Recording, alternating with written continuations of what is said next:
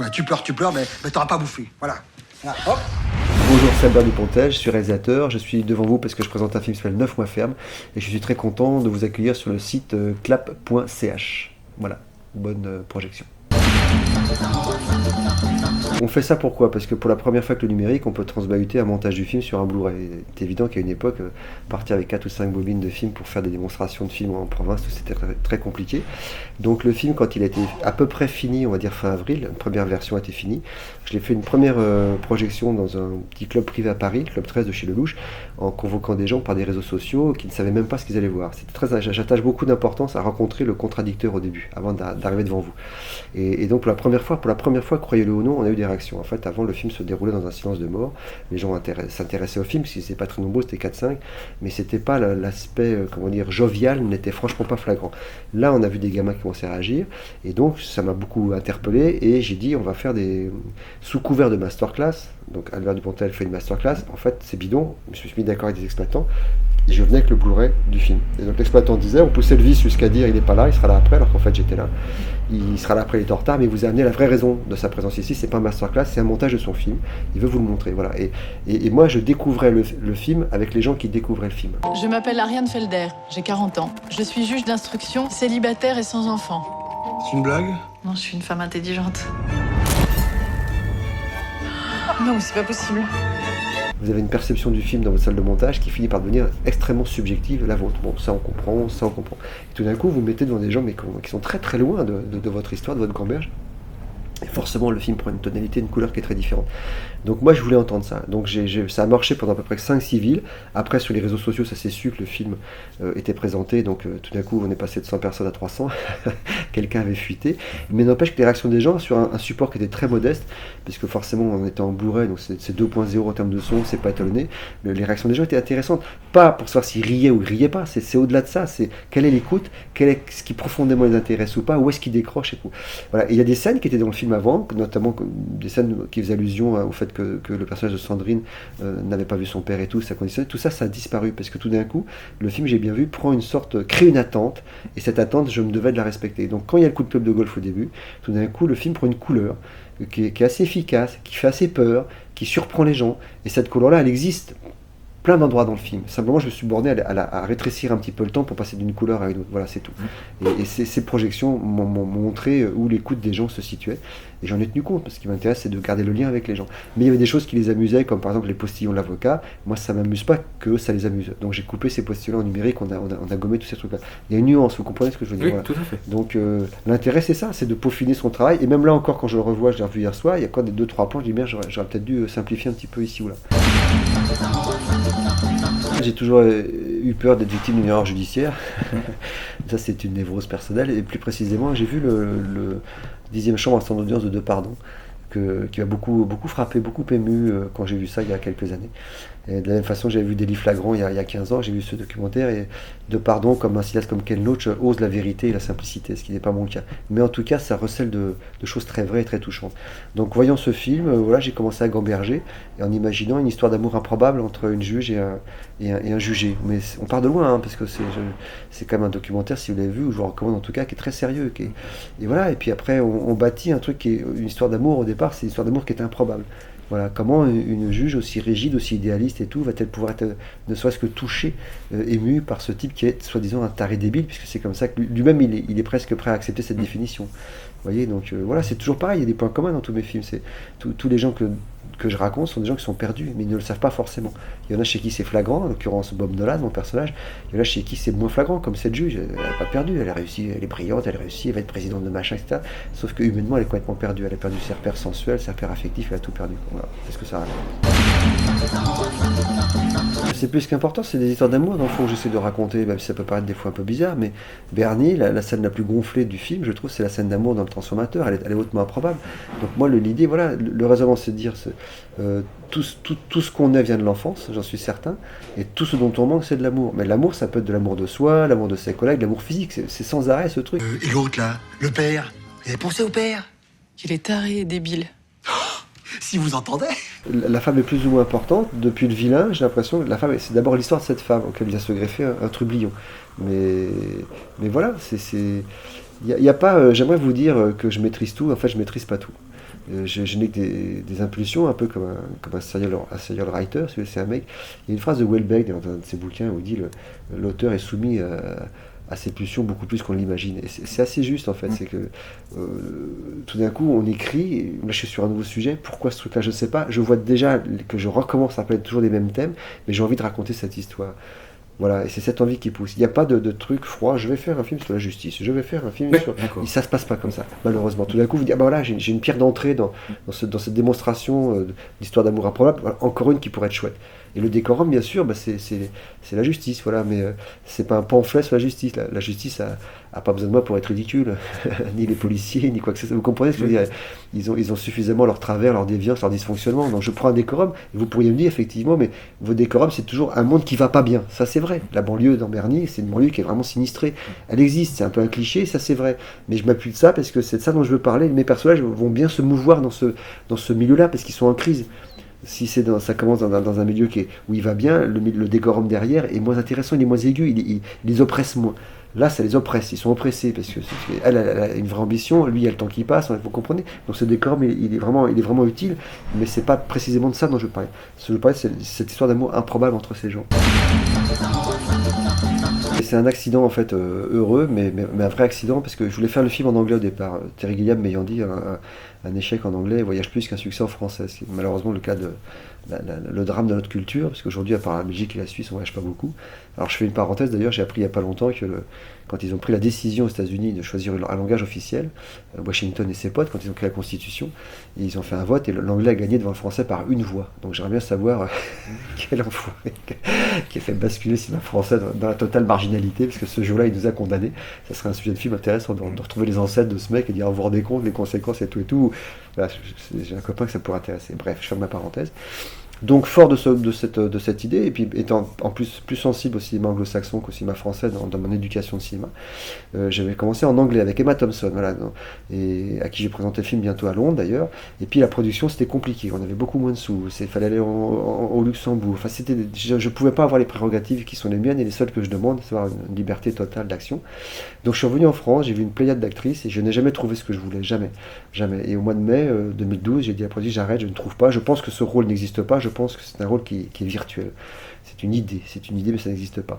Et puis on a fait des essais avec Sandrine, voilà, qui était sur le coup. Et Sandrine, effectivement, tout d'un coup, a amené à la fois l'émotion dans la scène d'auto-jugement. Pour avoir pénétré par effraction dans une propriété privée, sans accord préalable, le tribunal vous condamne à l'expulsion. Dans cette scène d'auto-jugement, c'est très important, c'est ce que je lui ai fait faire aux essais, c'est la première scène, quand elle juge son ventre. Vous avez dans le même acte, vous avez un doigt vengeur sur un ventre, c'est terrible, quoi. On peut difficilement faire pire par rapport à la maternité, quoi. Et puis au-dessus, vous avez le visage bouleversé d'une femme. Et le plan se tient parce qu'il y a Sandrine, c'est-à-dire qu'elle dégage une émotion, et une émotion qui crée une empathie énorme, et en même temps on voit bien qu'elle est en train de faire un truc terrible. Vous comprenez? Donc, et ça je ne le trouvais pas. Et donc quand ça est arrivé, voilà, c'était bon, y compris dans les scènes où elle s'énerve de colère. Non seulement quand elle est en colère, elle est jolie, et en plus on lui en veut pas, on reste en empathie avec elle. Donc quand elle accuse ce pauvre Bob Nolan de tous les faits divers qui existent depuis 10 ans, c'était une scène où notre actrice aurait pu être très antipathique. Elle ne l'est jamais. Voilà. D'où Sandrine. Mais c'est un accident qui est arrivé. J'avais un préjugé un peu crétin de metteur en scène tâcheron. Quand on tourne, tout est prévu. Après, vous dire que ce qui marche bien, ce qui est prévu, non. Mais en fait, on a un mode d'emploi qui est très précis. Et mon rôle à moi, si vous voulez, c'est un cousin germain. Vous avez tout à fait le droit de dire, vous vous renouvelez pas, vous avez raison. C'est un cousin germain de Bernie, qui lui-même était un ancêtre des gens du spectacle. C'est cet individu très gentil, mais très très perdu, très décalé, et qui peut volontiers être violent comme dans Bernie, ou bouleversé comme dans ce film. Parce que quand il part dans cette scène où il s'évade, soi-disant, c'est parce qu'il a appris qu'il est le père. Et ça lui fait plus peur que de se faire piquer par les flics. Donc lui aussi, il a un problème par rapport à ça. N'empêche qu'à la fin, il revient, quoi. Ce qui donne cette scène autour du berceau. Donc voilà, moi, j'écris pas des rôles, j'écris pas des films pour me donner des rôles. J'en ai pas besoin. Et par contre, cette marionnette, je l'aime bien, je la connais bien, je la manipule bien, et souvent elle assoit ma démonstration.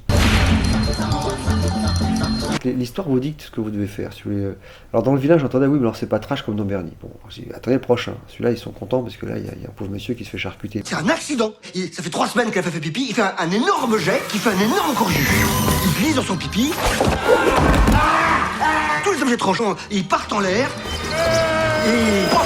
Et Y a quelqu'un qui peut ouvrir la lumière, là? Je vous préviens, je vais faire pipi. C'est pas gagné avec les experts, hein, même très bête. L'histoire, ça s'est généré. Donc, après le Vilain, chaque film générait une frustration. Et Vilain, c'était pour moi la rencontre entre Tex Avery et Capra. C'était très prétentieux, mais finalement, c'était assez juste par rapport à la définition du film. Mais après, je m'étais dit, moi je tiens un petit diary jour après jour de ma vie, de mes films, etc. Et j'avais noté, maintenant revenons faire quelque chose de plus réaliste. Et je voulais faire une comédie de mœurs déviante. Et donc cette simple formulation montre que on va être dans un endroit plus réaliste. Donc il y a malgré tout des fioritures de caméra, mais elles étaient beaucoup moins nécessaires, parce qu'elles seraient arrivées en annulant la proposition de réalisme qu'il y avait. Vous voyez, Bernie et celui-là sont des films plutôt sobres, parce que le sujet, on est dans la réalité. Mais ce qui est également crée une porte d'ouverture. J'ai vu des gens réagir au film, mais j'ai même vu des gens dans la salle, je ne pensais même pas qu'ils viendraient, parce que cette femme, il s'identifie à elle. Et pour qu'on s'identifie à elle, il faut juste qu'elle soit crédible. Voilà, c'est beaucoup plus crédible qu'un type qui sort de l'orphelinat et qui ne connaît pas son nom, ou un mec qui rentre chez sa mère pour la tuer. Je prends du Vilain de Bernie. Vous voyez, mais c'est des volontés de ma part de faire ce décalage. Là, au début, il n'y a pas de décalage. Il y a un décalage dans ce que les gens vont faire, mais le personnage, il est identifiable, il existe. Dans votre chaîne, dans le site, il y a peut-être une femme qui dirige, qui est comme ça, qui est psychorigide. Non, c'est pas possible! C'est impossible! On la connaît partout, on la connaît chez les médecins, chez les juges, partout on la connaît. Donc cette femme, notamment grâce à Sandrine, elle donne une accessibilité à elle et à son problème très fort. Donc on s'engouffre dans la brèche plus facilement dans les autres films. Et la caméra n'a pas besoin d'être là pour traiter la fable. On est dans un vrai truc réaliste. Sachant que ces deux pardons, avec son 10e champ et son audience qui m'a un petit peu inspiré, instinctivement je suis allé vers quelque chose de plus sobre. Pour moi, vous avez raison, c'est un film simple. Je voulais faire un film simple, on l'a tourné en 7 semaines. Il y a des petites astuces de caméra que j'aime bien, qui ne nuisent pas au film, mais c'est pas, j'étais pas comme dans Le Créateur où je voulais vraiment me déchaîner avec la caméra, quoi. Ce sont des grands acteurs de théâtre, donc forcément moins connus au cinéma. Nicolas est un type que je connais depuis très longtemps, que j'admire depuis longtemps, et c'est un gros bosseur. Donc c'est un vrai cadeau empoisonné que le filait cet avocat bègue. Les répétitions, il a eu du mal, parce que c'est un piège, le mec qui bégaye, où, quand, comment, qu'est-ce que je fais. Et puis à un moment donné, il a trouvé la robe d'avocat, on lui l'a donnée pour les répétitions, et là tout d'un coup, il y a eu la gestuelle emphatique, l'a amené à ce qu'elle ait pile poil par rapport à ce qu'il cherchait dans ses bégaiements. Voilà, donc c'était le fruit d'un gros travail. Il est d'une efficacité redoutable dans sa plaidoirie. C'est la seule scène que je vais voir, moi, quand je suis en province, je connais des films par cœur, je vais voir ça me fait rire parce qu'il est seul face au public qu'ils ne connaissent pas beaucoup, et franchement les gens s'amusent beaucoup quand il fait son tiens, etc. Ça me fait marrer. C'est de la création pure, c'est son travail à lui. Et Luchon, je le connais également depuis très longtemps, excellent acteur, qui a double casquette sur le plateau, il fait un peu mon coach, quand je joue c'est lui qui me dirige et qui m'encourage, et puis il avait un atout en plus, c'est qu'il y a une grande complicité avec Sandrine, donc du coup il y avait dans cet échange dans le bureau avec les statues et les machins, c'est avec Sandrine que ça se passait très bien parce qu'ils s'amusaient beaucoup tous les deux. Il y a rajouté Christian Rey, qui est un grand acteur de la comédie française et qui fait un Fédo, le fil à la patte, il est extraordinaire, et qui bizarrement faisait une petite figuration dans Le Créateur et sur un parking, il disait c'est pas un parking ici, en paysan breton sous. Il y a Philippe Duquesne que j'ai depuis 3 films, qui est l'excellent Duquesne, qui au-delà des chiens a une personnalité très particulière. Il y a Michel Faux qui fait l'échographiste sévère, qui est un grand acteur de théâtre. Bref, il y a toute une pléiade de gens auxquels je tiens beaucoup. Bouli Lanners, qui est pas suisse mais qui est belge. À lui tout seul, Bouli vend la scène de la vidéosurveillance dès le premier. Vous voyez, donc j'ai besoin de ces gens, je suis client de leur talent, je suis client de leurs inventions, et ils me font l'honneur de leur présence, donc j'en suis très content, quoi. Y compris pour les caméos qui viennent après, quoi. Il y avait un petit caméo dans Le Créateur avec Terry Jones, un micro caméo dans Enfermé, c'est toujours un peu les Monty Python, c'est comme les grands frères d'une forme d'humour, et là il est plus précis.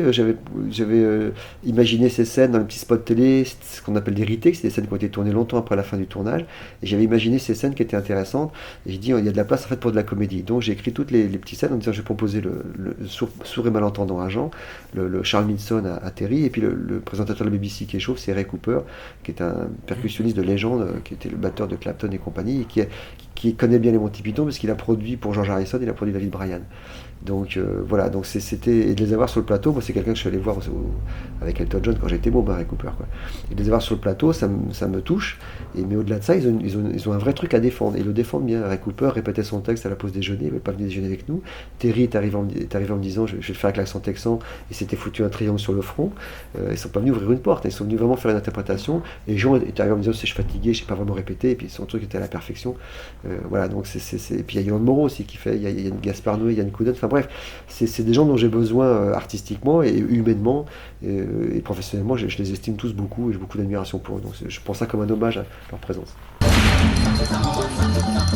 Rebelle non, il faut pas exagérer, mais non, mais iconoclaste c'est un très bon mot en fait, j'aime beaucoup ça. Je pense que le plus grand cinéma qu'on a eu, c'est le cinéma des années 70.